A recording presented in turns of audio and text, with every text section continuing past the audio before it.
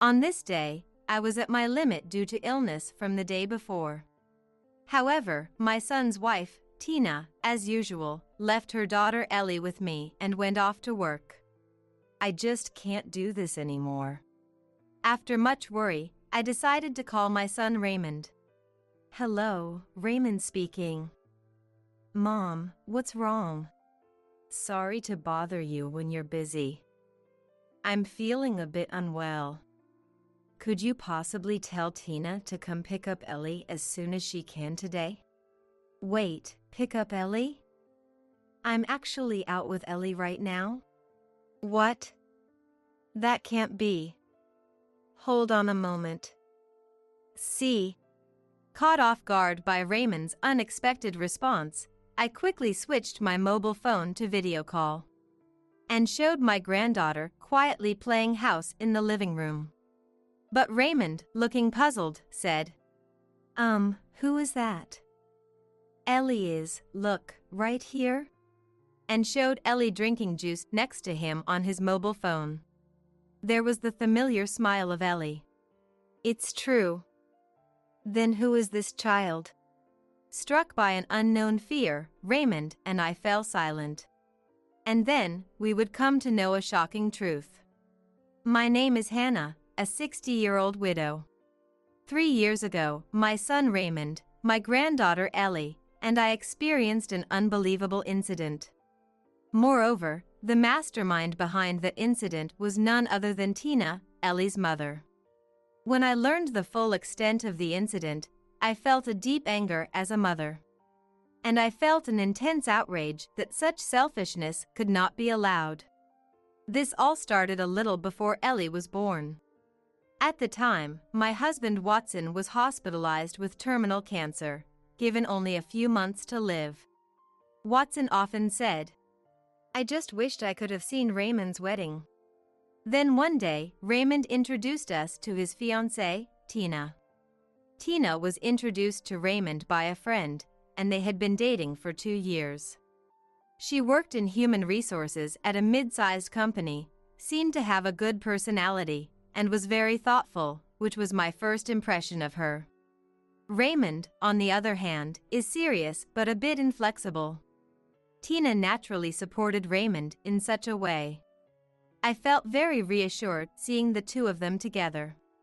I'm glad he met someone good, I thought to myself. However, that day's news was not just that. Actually, Tina is pregnant.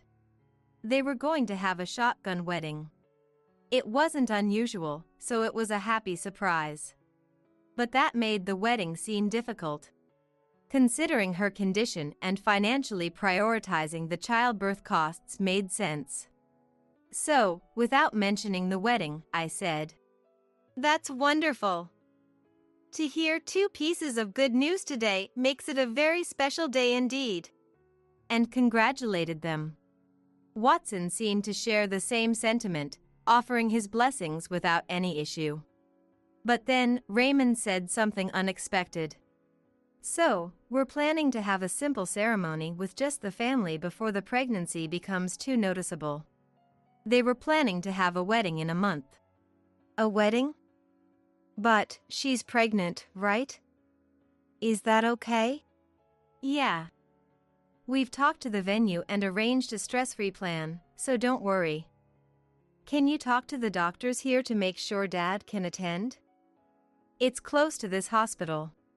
I was surprised that everything was already arranged. I was quietly moved by how dependable my son had grown to be. Thanks to Raymond and Tina, Watson was able to attend his son's wedding as he had wished. And a few months later, Watson passed away peacefully. Thanks to the thoughtful Raymond and understanding Tina, Watson left for heaven with the best memories. I later heard that Raymond and Tina had not initially intended to have a wedding. We weren't really interested in having a wedding. We'd rather spend the money and time on travel or things for raising kids. But we knew Dad wanted to see a wedding, so we decided to have one anyway. That was for Watson. Thank you so much. It was the best act of filial piety. And Tina, thank you truly. Not at all. I actually enjoyed wearing the wedding dress more than I thought. It was a good memory, and I'm grateful to Watson. At that moment, I was again thankful that Raymond married such a generous person as Tina.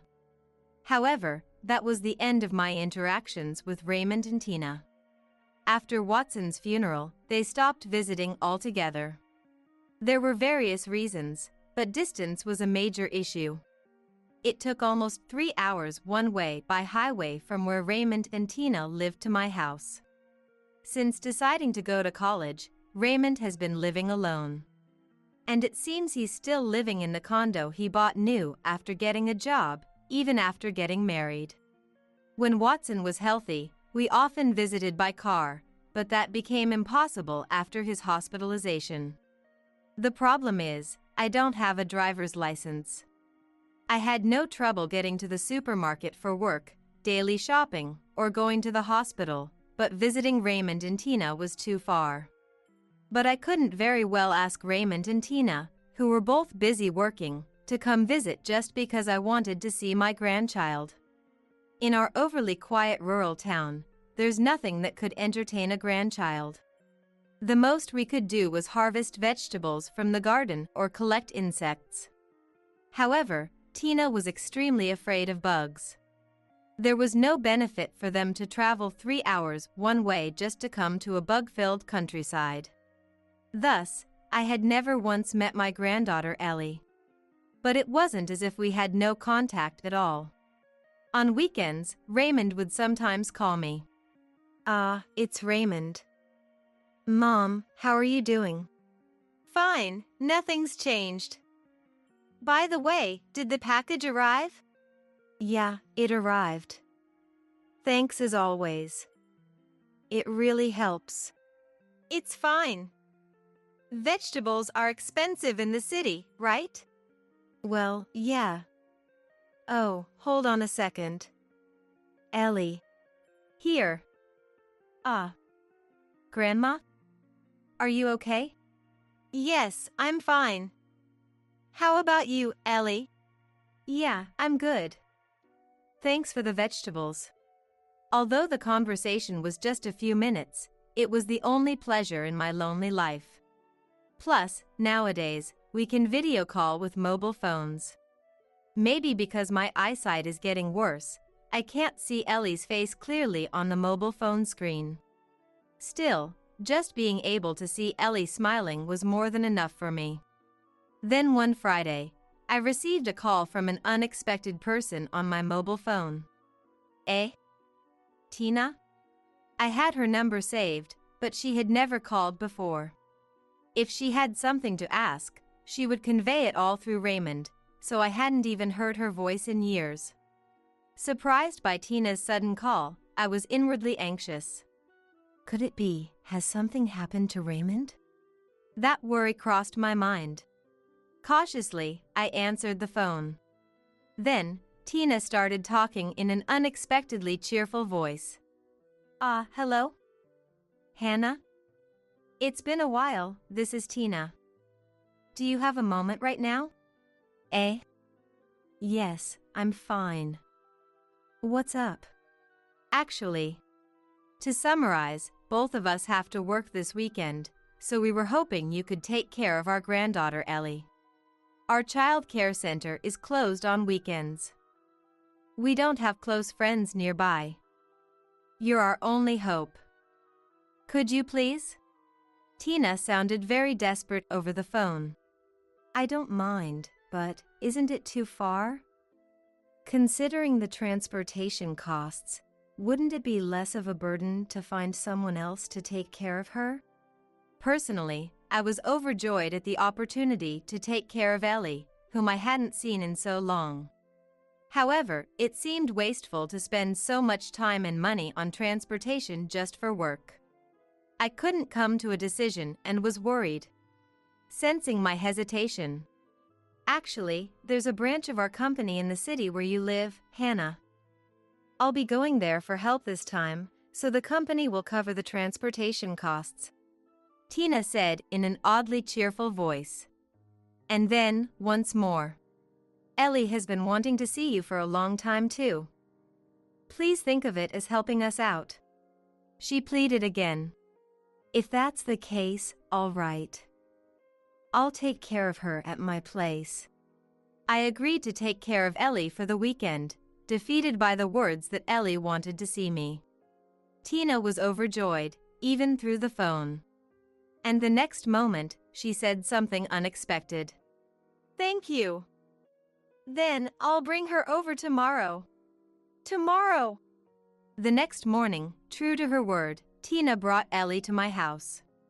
Ellie seemed a bit out of it, probably from waking up early and the long journey. These are Ellie's clothes and lunch. She's wearing regular pants, but sometimes she wets the bed, so please put a diaper on her just before nap time. She has no allergies, so you can give her any snacks. Tina said this, handing me a small bag and some bread bought from the supermarket. Raymond is on a business trip, so please contact me. Ellie, wait here playing with Grandma. I'll come to pick her up by evening. She explained everything in a matter-of-fact tone, then left the house without looking back. Ellie, are you tired? Want to take a break? When I asked, Ellie silently shook her head no. How about we watch TV together? With the visit being so sudden, I hadn't prepared any toys for children, so we spent the day watching TV, taking walks, and drawing to get by. Although initially puzzled, the time spent with my long-awaited granddaughter turned out to be very enjoyable. However, Ellie hardly spoke that day. She was very chatty and laughed a lot on the phone. I wonder what happened. Also, her hair seemed a bit shorter than I remembered. The atmosphere was somehow different from when we talked on the phone. I guess you never know until you meet in person. She was quite different from what I imagined. At that moment, I felt a strange sense of discomfort. However, I chalked up this discomfort to the tension of a 3-year-old suddenly being away from her parents and didn't pursue it further. If only I had been more vigilant at that time, perhaps Ellie and the others wouldn't have had to suffer. From that day on, Tina began dropping Ellie off almost every week. I blame myself for not verifying, but I honestly didn't expect the work to be so frequent, and I was quite perplexed. Moreover, Tina completely ignored my schedule and physical condition, forcibly leaving Ellie behind. You're not feeling well? It's okay, you can rest. Ellie can stay quiet as long as she has TV. You have an errand? Then please leave her until you're back. There are no thieves in the countryside, so it's fine, right? Against Tina's selfish arguments and nonsensical reasoning, I repeatedly asked to discuss the days she would bring Ellie in advance. However, Tina would evade the conversation, and in the end, I'm really sorry for always being so demanding. But it helps us out a lot. Thank you, she would always say. And the next week, as if nothing had happened, she would drop Ellie off again. To Tina, I must have seemed like a convenient, free daycare. That's why my schedule and plans didn't matter to her at all. I was furious at Tina's selfish behavior and considered taking drastic measures. Maybe I should just go out early in the morning and stay out all day on weekends? But the thought of something happening to Ellie scared me, and I never went through with it. That's how careless Tina was with Ellie. Maybe I should talk to my son Raymond about it? I had that thought as well. But that too ended up being just a fantasy. After all, Raymond and Tina were busy working on weekends, which is why they sought my help in the first place. Bringing up a mother-in-law and daughter-in-law conflict seemed like it might not be the best idea.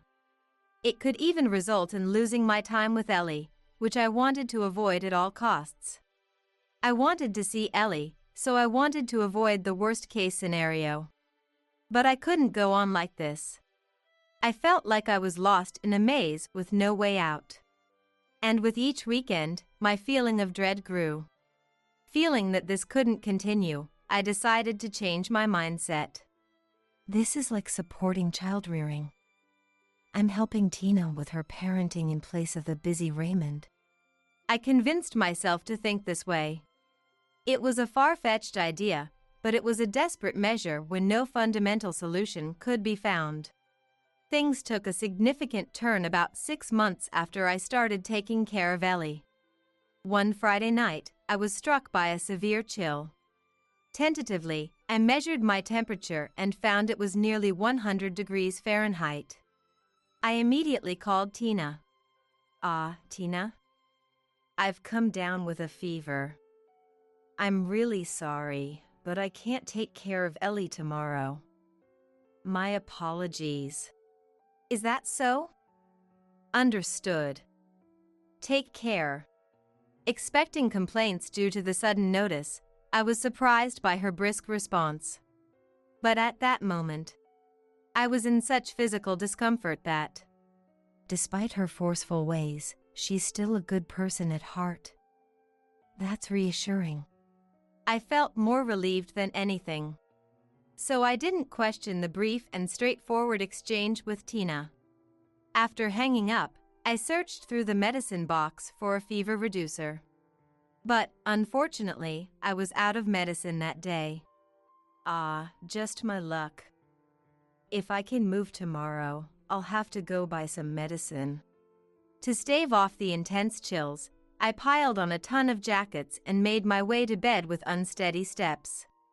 Despite being so bundled up, it took a while to fall asleep due to the chill coming from inside my body. Thinking that tomorrow would be a rare day off, I didn't feel any rush or anxiety. Though my body felt heavy and painful, my mind was surprisingly light. However, the next morning, Tina and Ellie showed up at the usual time. Thinking they wouldn't come, I was startled awake by the persistent doorbell ringing.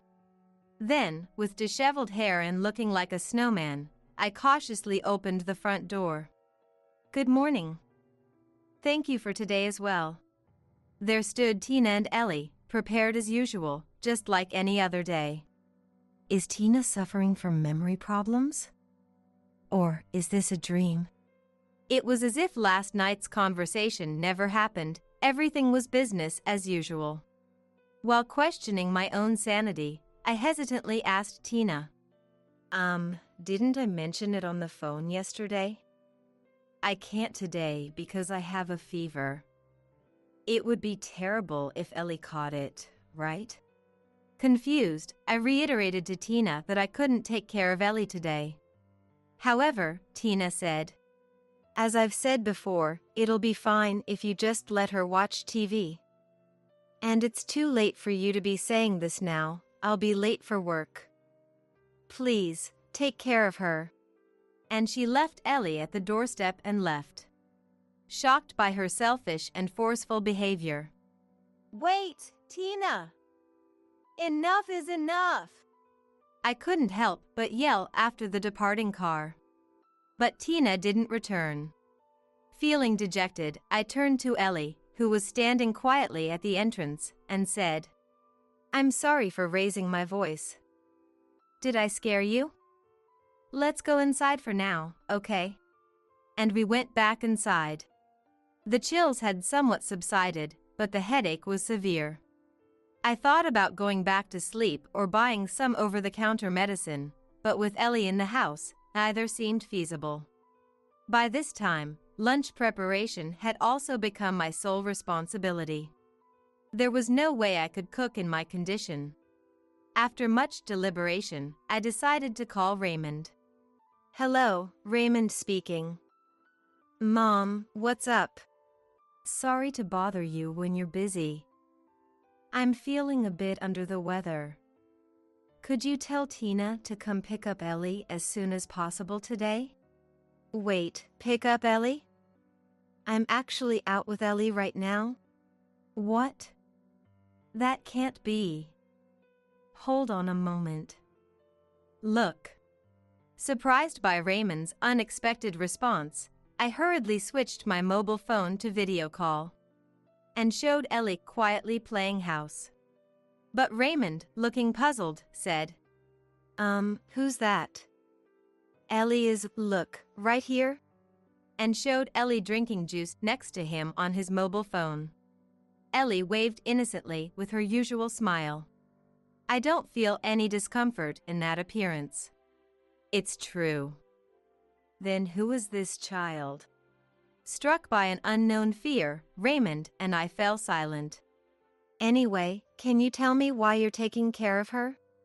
After a brief silence, Raymond decisively asked about the situation. I explained everything I had been told by Tina, and that I was in no condition to take care of a child due to my illness. Understood. I'll head over there right away, just hang in there a bit longer. Yeah. Thanks. Could you bring some headache medicine too? Got it. Need anything else? After this exchange, we ended the call. Clutching my mobile phone, I quietly watched Ellie continue playing house across the table. Could it be that she's not my granddaughter? Then whose child is she? The first thought that came to mind was Tina's secret child, but the idea of a secret child the same age as Ellie seemed far too unrealistic. But with the severe headache, I couldn't think of anything else. Before long, Raymond and Ellie arrived. Raymond handed me the over-the-counter medicine he had bought. I'll take care of the kids, so you get some rest, Raymond said, loading the children into the car before heading out to a nearby large supermarket for groceries. Thanks to Raymond's thoughtfulness, I was able to rest quietly in my room for a while. Glancing at the alarm clock, it was just past 2 p.m. The headache had completely vanished. Just to be sure, I checked my temperature as well, but there was nothing unusual. Good. Oh. What about Ellie? I rushed to the living room, where my granddaughter Ellie and Ellie were happily playing together. Mom? Are you okay to be up now?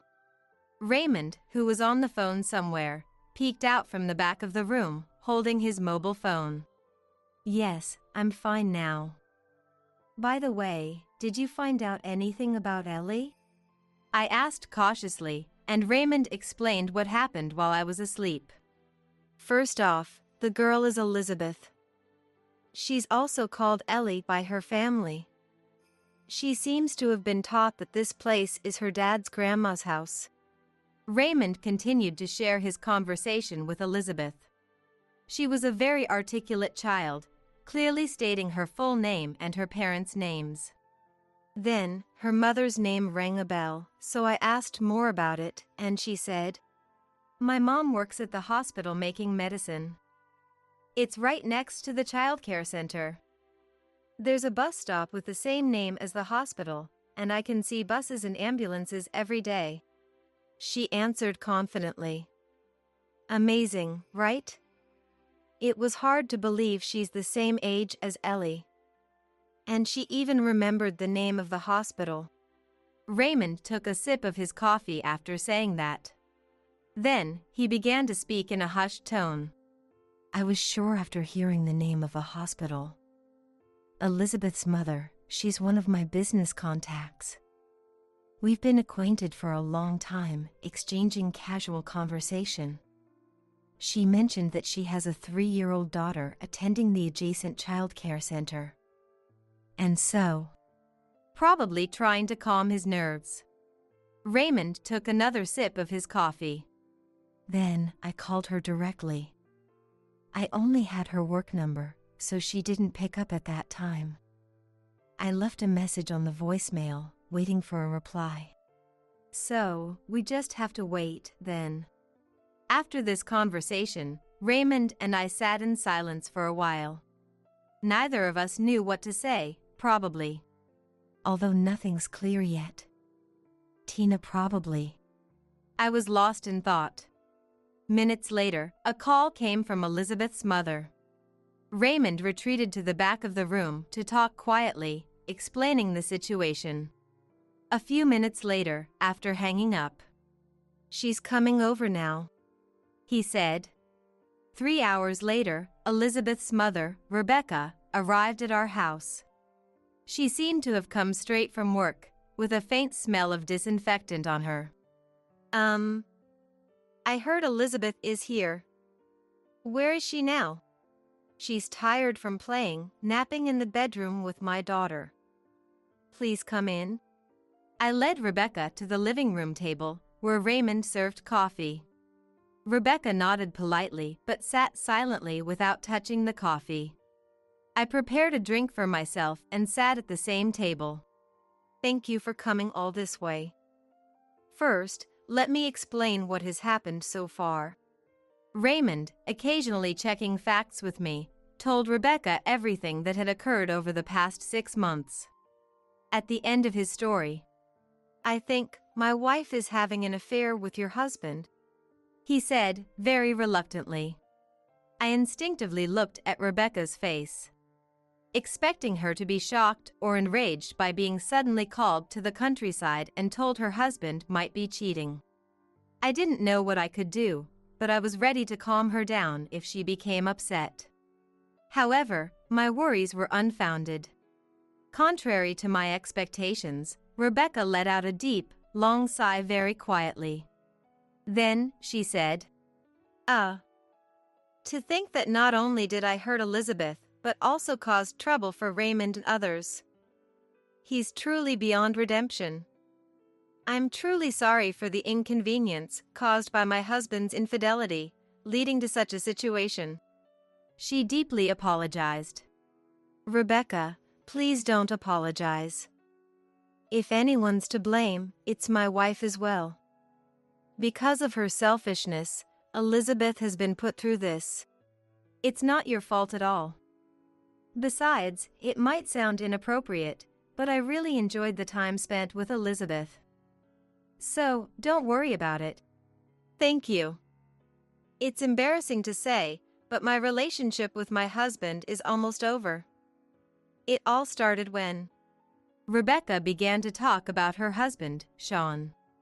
According to her, their marital relationship soured after Sean committed adultery following the birth of their daughter, Elizabeth. She mentioned that Sean never cheated during their dating period, but after Elizabeth was born, he cheated twice. She believed him when he said it was a one-time mistake due to alcohol, but she couldn't forgive him the second time. However, she wasn't ready to make the decision to divorce.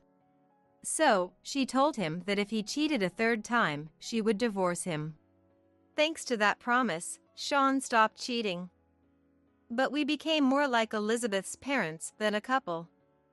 Well, Sean seemed to want to return to a romantic relationship, but I found it disgusting and couldn't. After sharing her story, Rebecca started drinking her coffee vigorously, as if to cool herself down. Then, after gulping down about half of it, she continued. I started feeling something was off about 7 months ago. He began coming home late from drinking parties suddenly, so I got suspicious. Rebecca said she closely observed Sean's behavior for about a month. 6 months ago, when sudden business trips and drinking parties began to occur frequently again, she was convinced of his infidelity. She immediately consulted a lawyer about divorce and hired a detective to investigate Sean's adultery. The initial investigation didn't reveal who the other woman was, so it was ongoing. But now, finally, I can proceed with the divorce, child support, and compensation claims. Not just for me, but I'll make sure my husband pays for continuously betraying Elizabeth. Rebecca's eyes showed strong anger and determination. Rebecca, may I ask you something? Raymond, who had been quietly listening, asked with a thoughtful expression. Yes, what is it? Most of the evidence for the adultery is in place, right? Yes. Now, it's just a matter of informing him and discussing it through lawyers. How about we make everything clear about the adultery here today? Surprised by Raymond's unexpected proposal, not only Rebecca but I was also taken aback. Embarrassingly, until my mother contacted me, I was completely unaware of my wife's infidelity and that she was exploiting my mother to this extent. Raymond said, his eyes filled with sadness and regret directed at me. At that moment, I remembered the discomfort I felt on the day I first took in Ellie. If only I had consulted Raymond sooner. There were numerous opportunities, but I was the one who didn't act. What I thought was for the best completely backfired. I'll never forget the regret I felt that day. It's shameful to say this now, but while Rebecca is here, I want to confront my wife. Please help me. I beg you. Raymond asked deeply, appealing to Rebecca. Rebecca appeared a bit hesitant at first. Of course. I'd be happy to help. But she readily agreed.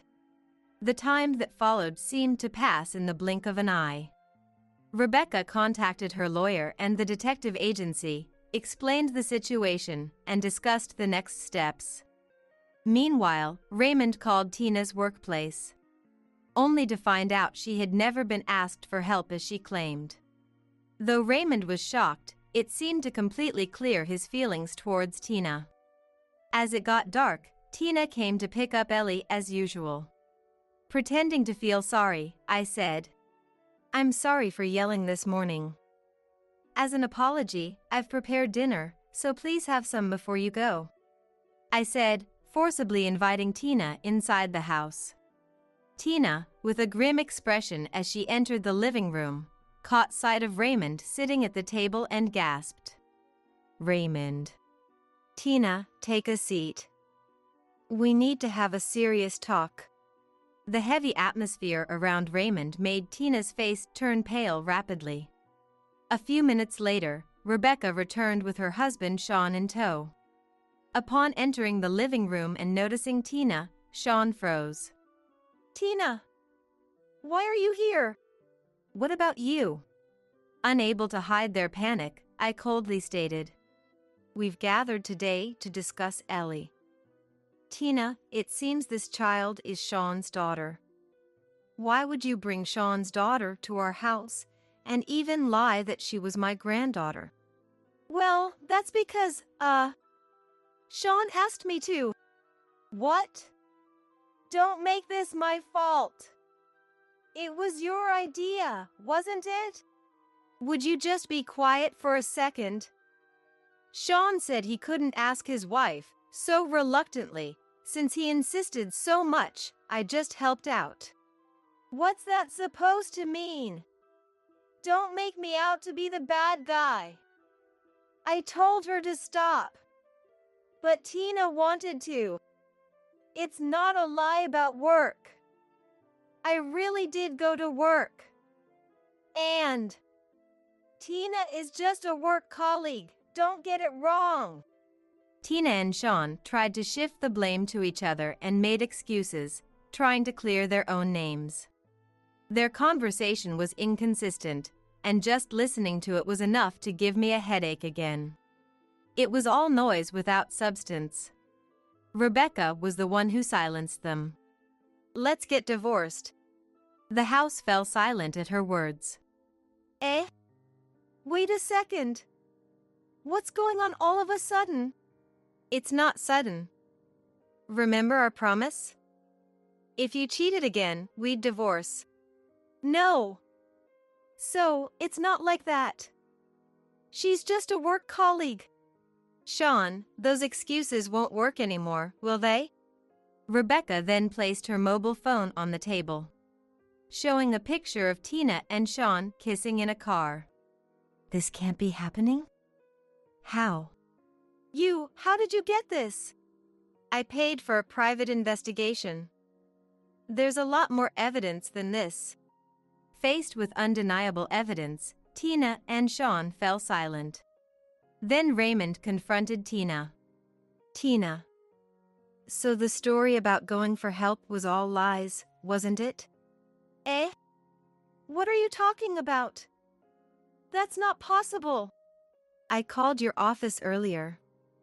They said there's no way a part-time clerk would be asked to do such a thing. And the training to become a full-time employee was also a lie, wasn't it?" That is." Tina was speechless, looking down for a while. A heavy silence lingered for minutes. "What's going to happen now?" Unable to see the future, all I could do was silently observe. Ah, fine. Yes, it's all lies. Everything about Ellie, the work, all of it was just to make time for Sean. So, what? Are we getting divorced? Tina's unexpectedly cheerful voice broke the silence in the living room. Admitting everything, Tina's attitude was defiant, as if she was a completely different person. I've always liked Sean's type. Raymond has a nice apartment and a good salary, but he lacks charm, you know? It's just different. It's a stable life, but it lacks excitement. Tina expressed her dissatisfaction with Raymond and her affection for Sean without any sign of remorse. Raymond is serious, right? At first, I thought that was a good thing, but it's just boring. Sean, on the other hand, is my type, and he's fun to be around. Plus, he always thinks of me. I'd do anything for Sean. Tina smiled at Sean like a girl in love, betraying her family and husband without any guilt. From the strange appearance, Tina thought that her marriage to Raymond was already over. And, using this discussion as an opportunity, he is probably thinking of starting a new life with Sean. Seeing Tina smiling so happily, Raymond and I were too stunned to say anything. How can she say such things after betraying her family? My head was filled with disbelief. However, Sean's unexpected response shattered Tina's smile. Stop joking around. The only one I love is Rebecca. Rebecca! I was wrong. I'll change for real this time, so please, don't divorce me. Ignoring Tina, Sean pleaded for Rebecca's forgiveness. However, Rebecca's feelings were unchanged. Despite Sean's desperate attempts to win Rebecca over and avoid divorce, Tina, with a flushed face. What? Love is supposed to be with me, right? We even made marriage promises. Weren't you going to sweet-talk your wife? Erupted. I would never marry someone like you. It was just more convenient to schedule office affairs, just playing around. Thinking it was serious is crazy. Sean coldly dismissed Tina. Then, once again, he implored Rebecca to reconsider divorce. Learning of Sean's true nature, Tina became even more enraged. Her loud arguments and insults towards Rebecca and Raymond, and her escalating anger, eventually woke up Ellie and Elizabeth, who had been napping, causing chaos in the house. Faced with the children's cries and Sean's cold retorts, Tina's anger reached a boiling point, leading her to yell at the children. Be quiet! We're having an important conversation here. Shut up! Exposed to such unjustified and selfish rage, the children cried even louder. It was then that the usually mild-mannered Raymond, Don't yell at the kids! Yelled at Tina with unprecedented force. Overwhelmed by Raymond's presence, Tina finally quieted down. Raymond, while holding a sobbing Ellie, stated firmly, Tina, Sean. We'll discuss the future at a later date. For now, please leave.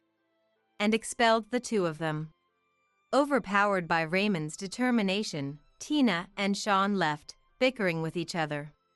Though the discussion turned out to be incredibly tumultuous, it was good to clarify the adultery.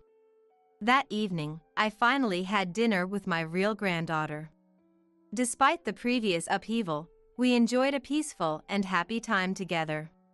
Later, discussions for divorce took place involving both families, with Rebecca and Sean signing an agreement and Tina expressing her intention to divorce.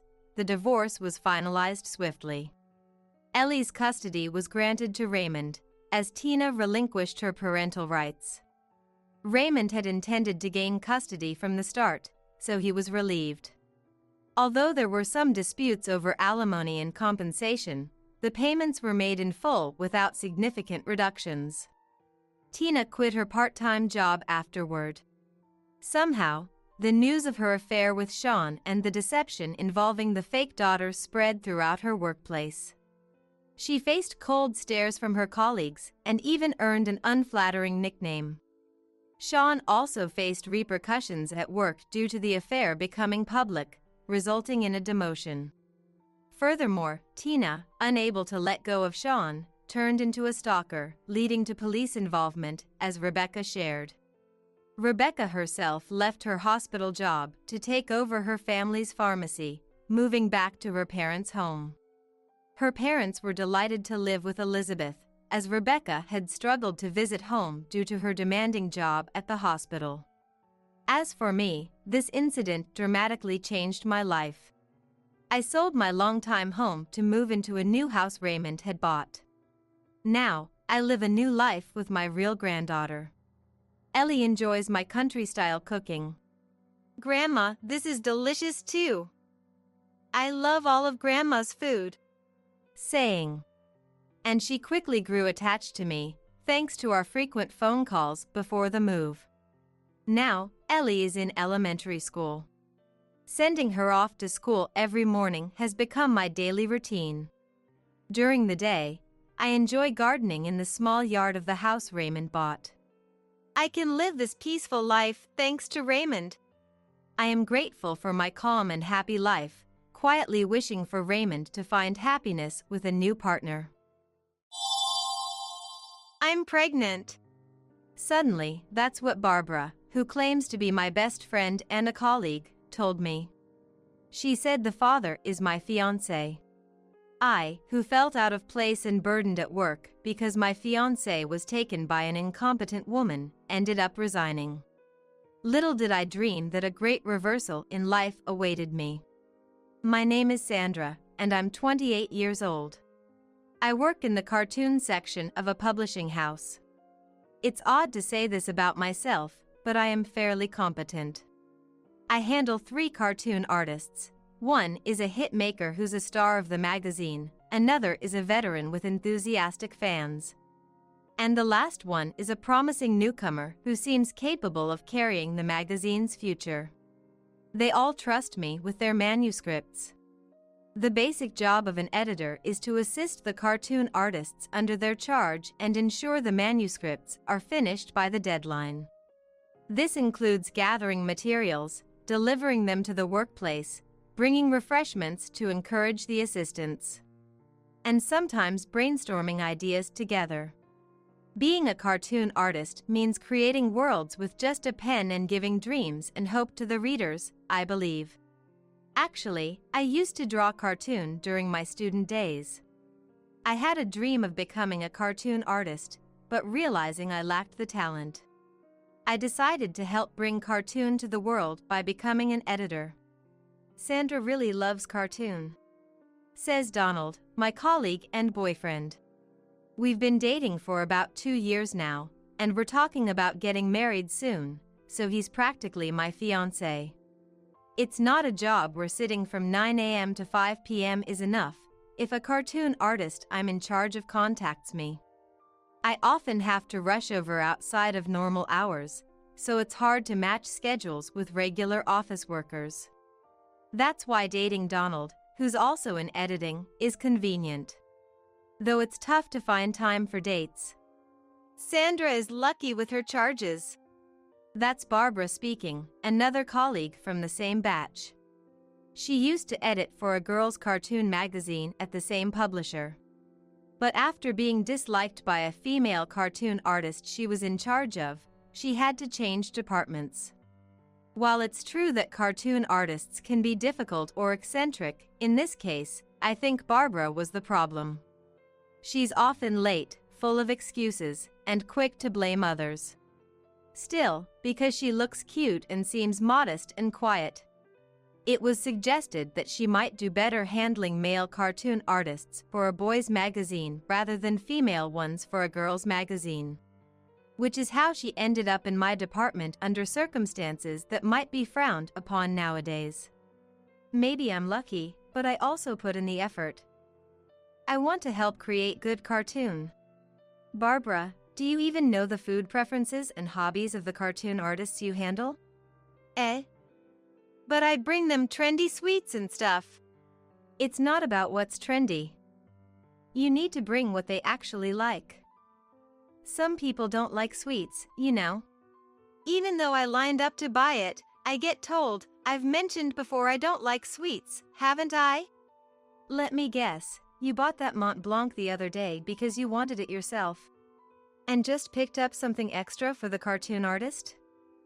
Prioritizing yourself over your charge, what's that about? That's fine, isn't it, just this once? Not fine at all. Buying what you want and then just getting something extra as a courtesy. And then using that as an excuse to line up during work hours. Well, not everyone is as passionate about their work as Sandra. I wish I had a cute girl like Barbara to handle. Someone said, making me feel down. Donald. I didn't like their unserious attitude towards work. Yet, since they were the only batchmates I could speak openly with, we often went out for drinks. Barbara prefers older men. She says her boyfriend is almost 20 years her senior. I lost my dad when I was little, so I guess I'm drawn to older men. They're kind and calm, and I don't get girls who date guys their own age. Hey. Saying that in front of us, a couple of the same age? Barbara knows that Donald and I are dating. I can't imagine being with someone 20 years older. When I'm 50, he'll be 70. That's like a grandpa. We joked around like this, somewhere relieved that Barbara wouldn't become a love rival. One day, when I was meeting Donald for a date, Barbara called, saying she was feeling unwell and asked if I could pick up a manuscript in her place. I could have refused, but the cartoon artist Barbara was handling was actually someone I'd been personally supporting since their debut. Paul is a mid-30s male comic artist with talent but hasn't been blessed with a hit series. I had to cancel my date with Donald to pick up the manuscript. Ah? You must be Sandra, right? What happened to your usual person? I was happy that he remembered my name even though I had never handled his work before. Barbara is unwell, so I came to pick up the manuscript instead. Ah, she often seems to be in poor health, doesn't she? Is she frail? Is she okay? I had never heard that she was physically weak. It seems there are times she's refused requests using her poor health as an excuse. Hearing stories about messed up autograph session arrangements. Her bringing a fan letter that arrived 6 months ago, or bringing an apple pie for Paul despite his apple allergy made me frustrated. The other day, I asked for photos for reference, and she emailed me blurry photos found on the internet. If that were enough, I wouldn't have bothered asking. The teacher sighed. I apologized on behalf of her, and promised to give her a stern warning. Is my comic unpopular because it's not that great? He said something so sad. I've been a fan since your debut work. I even buy your books and line them up on my bookshelf. To which I confessed. Paul was delighted and said, Really? Then I'll draw your favorite character for you. And he carefully drew my favorite character in my notebook. I was so happy I forgot my anger at Barbara. But she's so analog these days, wants analog materials, and it's weird she sends fan letters by mail. When I firmly scolded her, she didn't reflect but insisted she was not to blame. There are still many people who prefer analog. There are plenty of fans who handwrite letters filled with their feelings. Don't just do your job carelessly because you find it troublesome. What? Sandra, you're kinda scary. What we do is support comic artists to produce good work. Bringing them food they're allergic to or otherwise hindering them is actually harmful, not helpful. But I didn't know that. Can't be helped, right? That was a lie. Paul had said he informed her clearly. Then Donald arrived and joined the conversation. What's going on here? Some kind of fight? Ah, Donald. Sandra's being really harsh. She whimpered to him with a voice pretending to cry, but without any tears. Barbara, did you make a careless mistake again? It's not about being careless. I'm talking about an attitude towards work. We don't need an editor who troubles the comic artists. Hey! That's too much. Don't judge people by your own standards. I never thought my fiancé would take her side. Looking back, I think this was when our relationship began to deteriorate. Our views on work and our priorities were different. I should have ended things quickly, but perhaps I still had feelings or thought it could be fixed, so I couldn't let go of Donald. Afterwards, Barbara was removed from handling Paul's work. Because Paul had asked the editor-in-chief if his editor could be changed, but out of misplaced consideration. They didn't tell Barbara the truth, so she believed I had snitched on her to the editor-in-chief. How awful! Snitching to the editor-in-chief. Eh? I just warned you. I didn't snitch. Why am I being replaced then? That you're taking over proves it. Indeed. Paul had requested the editor-in-chief for me to take over if possible. While this was very pleasing, it only fueled Barbara's belief that I was responsible for her being replaced. The thought of managing 4 comic artists seemed daunting, so after consulting with the editor-in-chief, we decided to let Barbara handle a hitmaker cartoon artist. This artist works in a production style, with plenty of staff to gather materials and handle events, and never misses a deadline. Basically, what an editor does is go to pick up manuscripts and bring refreshments. So I thought there wouldn't be any trouble with Barbara taking over. Barbara seemed pleased, saying, "Actually, it might have been a stroke of luck. Paul isn't very well known, and many of my friends don't even recognize his name. But from now on, everyone will know who I'm talking about." This made me quite angry, even though she seemed to have forgotten her anger towards me. "I'm sorry if my request to the editor-in-chief caused trouble with your colleagues," Paul said to me the first time I showed up at his workplace. I don't know how the word got out, but such news spreads quickly. No problem. I'm happy to be assigned.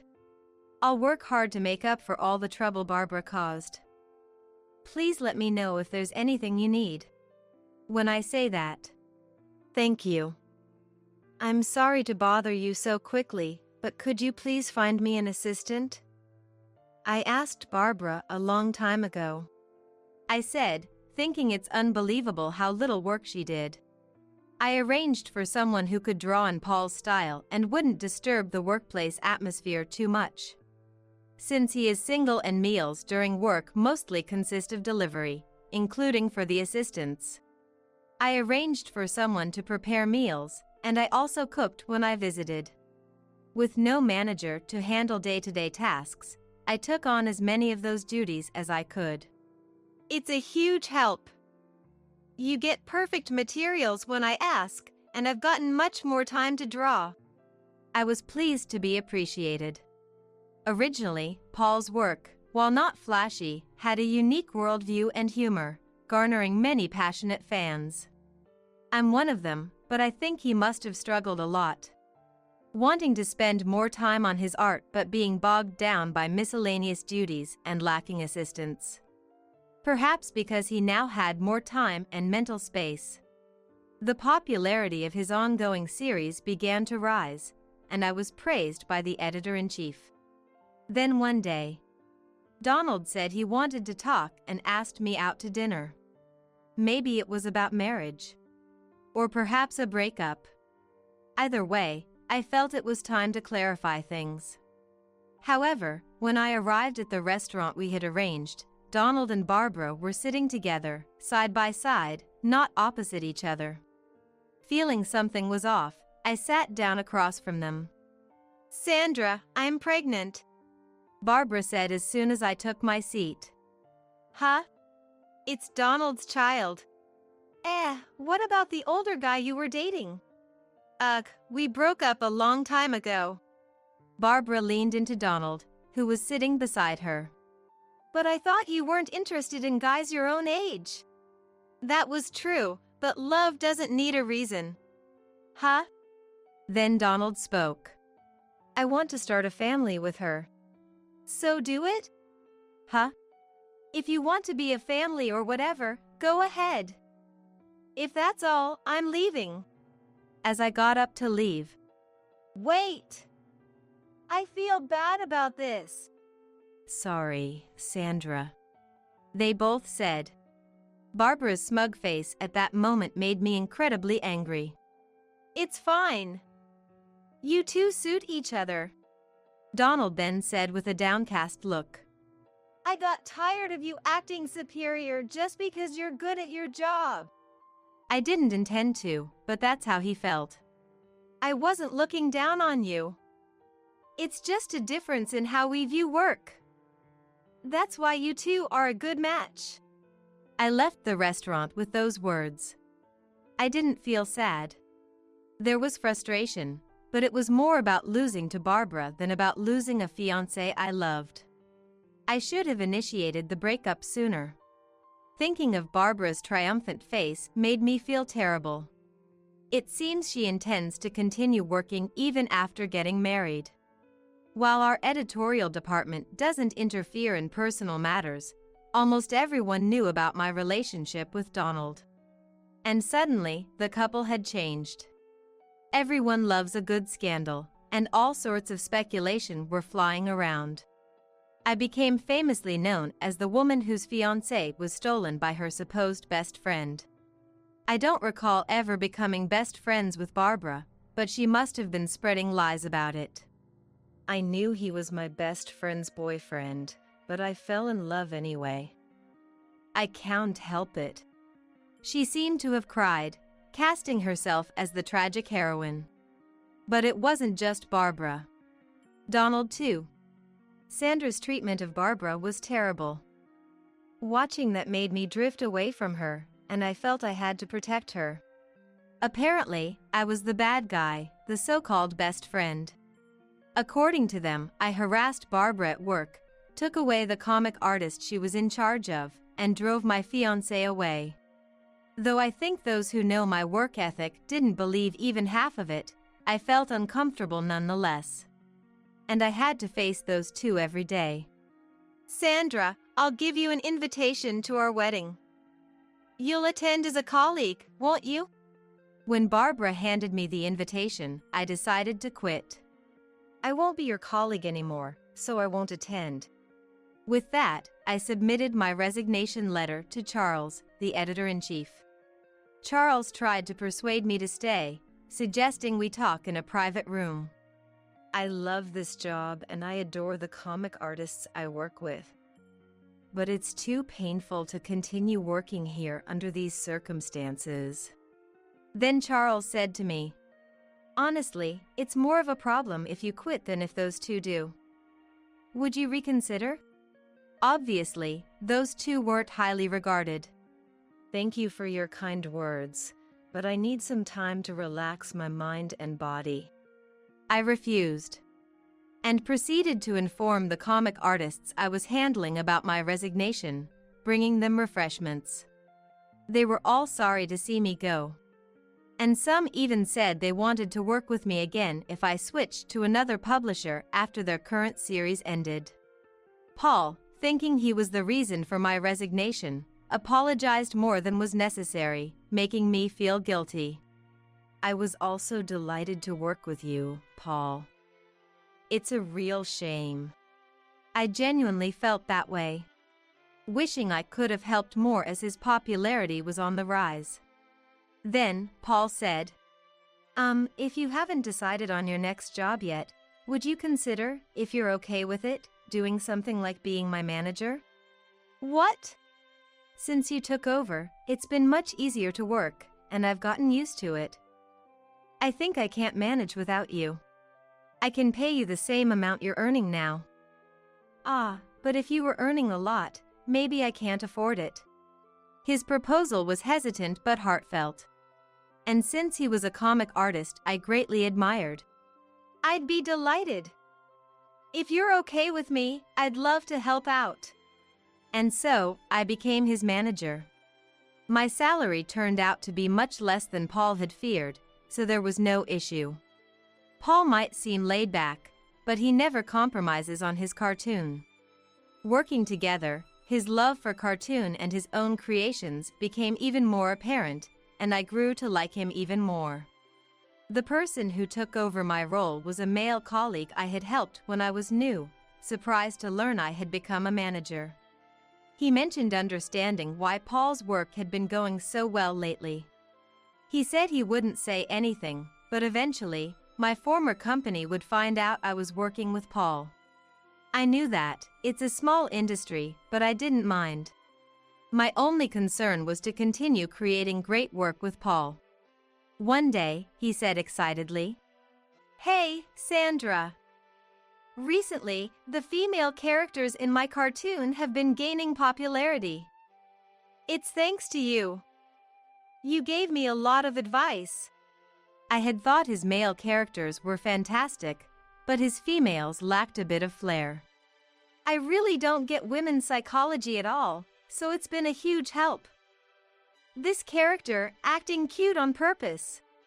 I thought she was annoying, but it's fun to draw her, and she's surprisingly popular.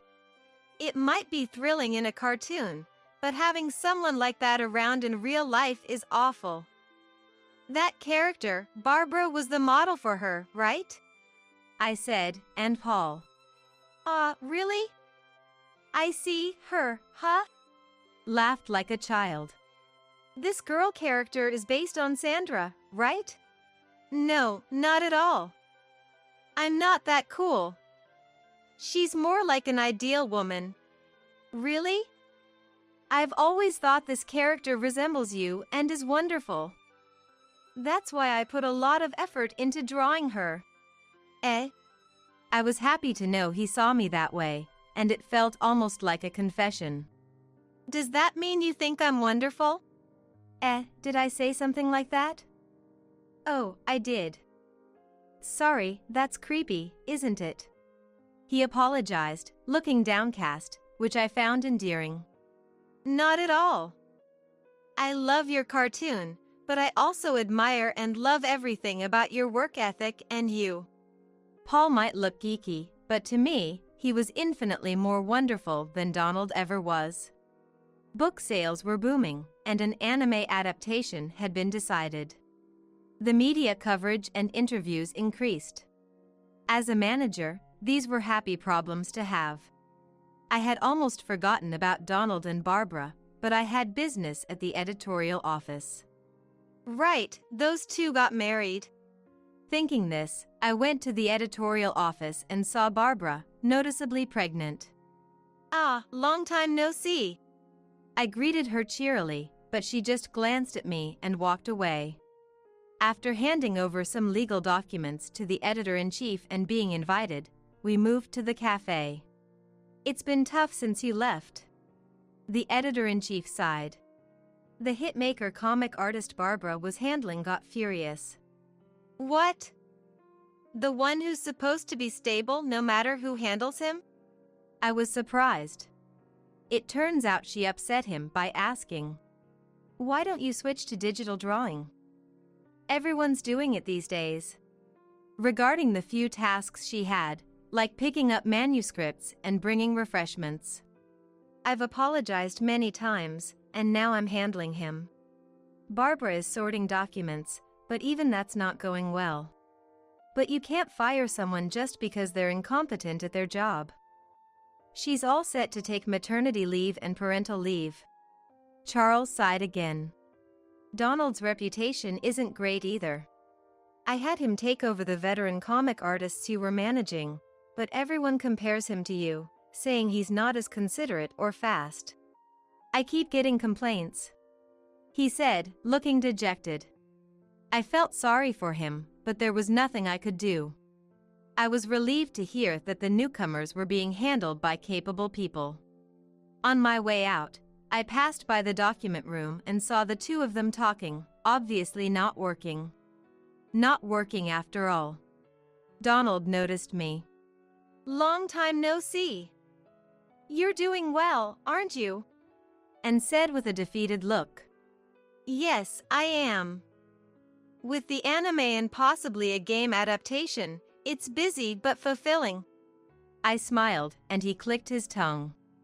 I couldn't believe I was once engaged to such a man. "Oh, by the way, I'm getting married to Paul. I'll be supporting him as a manager and a partner from now on." No way. He's been making a lot of money recently. Barbara reacted to that, which was disappointing.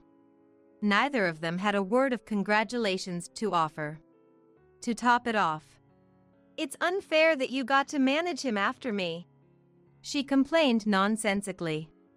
So, I decided to tell a lie. "Yeah.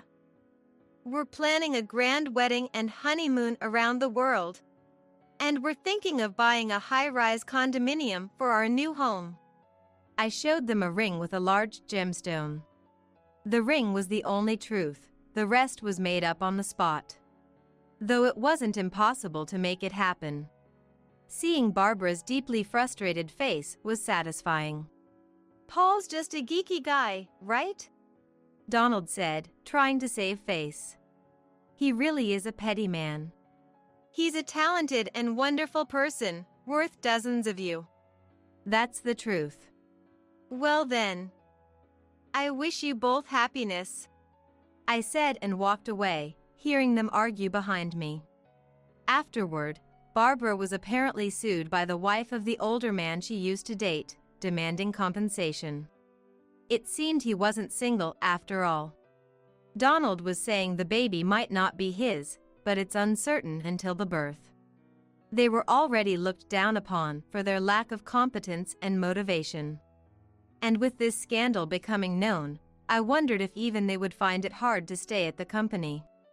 But considering their shamelessness, it's hard to say. Either way, I can't imagine a bright and joyful future awaiting them. A lavish wedding, a reception, a trip around the world, and a high-rise condominium, huh? "Shall we make it all happen?" Paul said, laughing after hearing my story. "You're not one for showy public displays, right? The idea of traveling the world is tempting, but it would mean taking a long break from the series, and I don't want to disappoint the readers. I don't care where we live." "All right.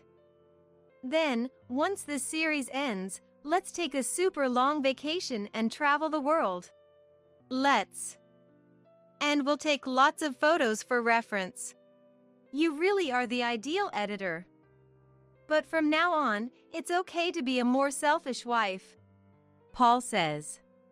"Just imagining the world with cartoon makes me happy, but becoming any happier might just ruin me. It's like a miracle."